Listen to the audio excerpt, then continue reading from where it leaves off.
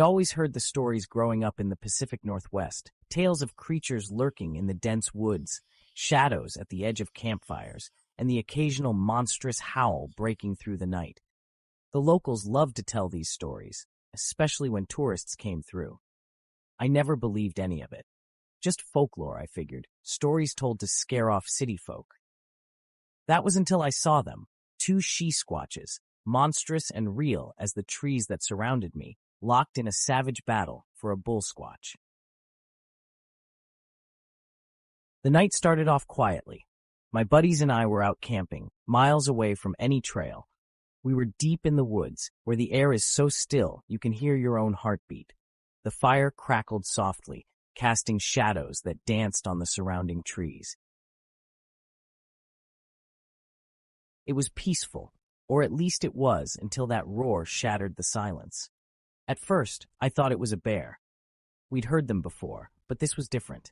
This sound wasn't just loud, it vibrated in my bones. It was deeper, more primal, like something that wasn't supposed to exist. What the hell was that? One of my friends whispered. The color drained from his face. Nobody had an answer, so we all just sat there, straining to listen. Then we heard it again, but this time, it wasn't just a roar. There were footsteps, massive, heavy, thudding footsteps, and they weren't far off. Before I could process what was happening, I was already moving. My body acted on instinct, grabbing my flashlight and pushing into the woods. Something was calling to me, drawing me forward, and against every rational thought, I followed. The deeper I went, the stranger everything felt.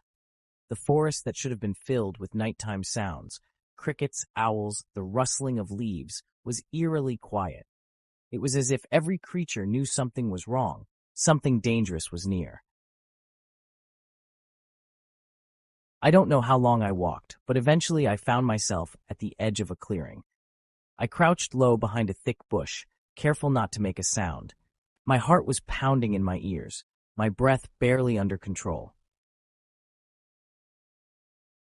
That's when I saw it, the Bull Squatch. The stories didn't do it justice. This thing was enormous. Even at a distance, its sheer size was staggering. It stood easily 8 or 9 feet tall, with a hulking frame covered in thick, matted fur. It looked like it had lived 100 years in these woods, like it was part of the forest itself. And it wasn't alone. From the shadows on the other side of the clearing, a second figure emerged. At first, I thought it was another bull squatch, but no, this one was different. Leaner, sleeker, with black fur and piercing eyes that glowed in the moonlight. It was a she-squatch. I had heard rumors of them, the female Sasquatches. They were supposed to be rarer, fiercer, and more territorial than the males. This one radiated danger, every muscle in her body coiled tight as she stepped forward, her eyes locked on the bull squatch. But then, another shape moved in the darkness. The second she-squatch appeared on the opposite side of the clearing. Her fur was a tawny brown, her build slightly more compact, but just as terrifying. She moved differently, quicker, with more finesse. She eyed the first she-squatch and the bull squatch like a predator sizing up both prey and rival. I realized then what I was about to witness, a fight for dominance. The bull squatch was their prize, and only one of these monstrous creatures was going to walk away with him. They wasted no time.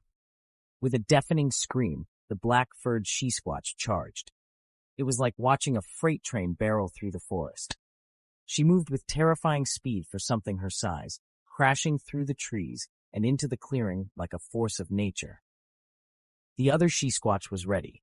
She sidestepped the initial charge and slashed at the black-furred beast with a hand tipped in claws as long as knives. The sound of their collision was like thunder, the impact of muscle and fury reverberating through the ground. They grappled, a blur of fur, claws, and teeth. The fight was savage, no holds barred.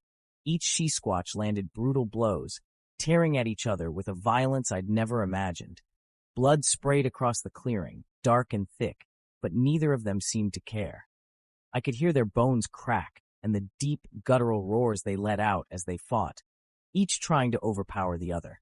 Every time one was knocked down, she got back up, more furious than before. The Bull Squatch just stood there, watching, like some silent judge deciding who was worthy. Minutes passed. Maybe more, maybe less. Time didn't seem to matter in the chaos. I couldn't move, couldn't breathe, couldn't look away. The two She-Squatches were evenly matched, each landing blow after blow, their fur slick with blood and sweat. Then, something changed. The black-furred She-Squatch made a mistake. She lunged, but it was too reckless, too desperate. The tawny one saw it and pounced, driving her claws deep into her opponent's side. The scream that followed was like nothing I'd ever heard before, a mix of pain and rage that made my blood run cold. The black-furred one collapsed, gasping, but the tawny She-Squatch didn't stop. She tore into her fallen rival, slashing and biting until the black-furred She-Squatch stopped moving altogether. It was over. Panting heavily, the tawny She-Squatch stood victorious, her chest heaving, blood dripping from her claws. The Bull Squatch, still watching, stepped forward at last. He let out a low, rumbling growl, and the tawny She-Squatch answered with a roar of her own, claiming her prize. I don't know how long I stayed crouched there, frozen in terror and awe. Eventually, the creatures disappeared into the night, leaving the clearing empty except for the torn earth and the faint scent of blood on the wind. When I finally stumbled back to camp, my friends were waiting, worried, asking where I'd been. I couldn't find the words to explain what I'd seen. Even now, as I write this, it seems impossible. But I know what I saw. The She-Squatches are real, and they are far more terrifying than anything the old stories ever said.